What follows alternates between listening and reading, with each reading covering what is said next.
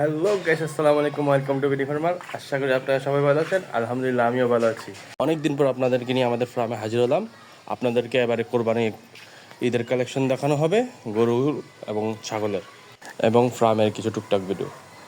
আশা করি আপনারা সাথেই থাকবেন। Let's enjoy.